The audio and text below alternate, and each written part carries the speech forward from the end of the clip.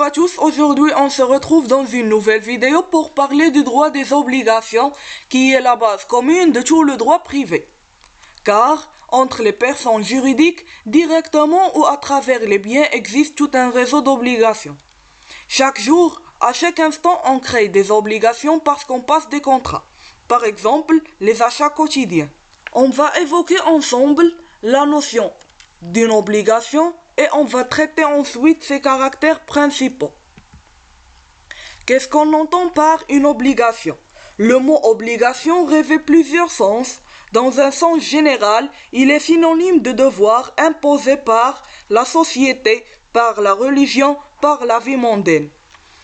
Dans un sens juridique plus précis, c'est un lien de droit entre deux personnes en vertu duquel l'une d'elles, le créancier, peut exiger de l'autre, le débiteur, de donner, de faire ou de ne pas faire quelque chose.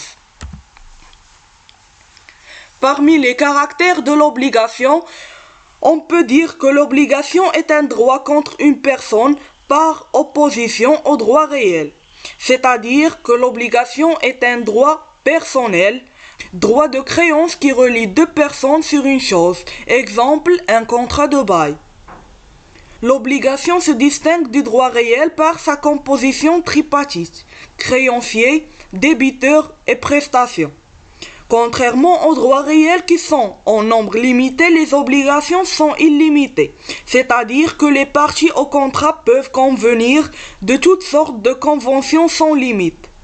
Le deuxième caractère de l'obligation, c'est le caractère pécuniaire.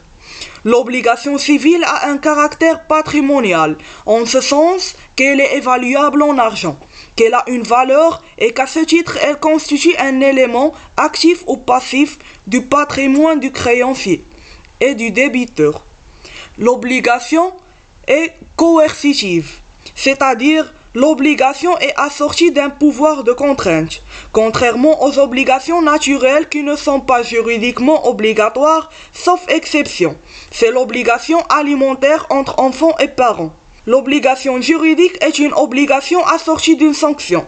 Ainsi, le débiteur qui refuse d'exécuter son obligation juridique peut y être contraint judiciairement. Le dernier caractère de l'obligation, c'est la transmissibilité. En principe, un contrat ne disparaît pas à la mort de l'une des parties. Il est transmis aux ayants cause universels. Ainsi, en cas de décès du créancier, les héritiers deviennent créanciers à sa place. En cas du décès du débiteur, ses héritiers deviennent débiteurs à sa place. Il existe toutefois des obligations intransmissibles, ce sont celles qui ont été conclues en considération de la personne même de l'obligé. Par exemple, le mandat repose sur la confiance.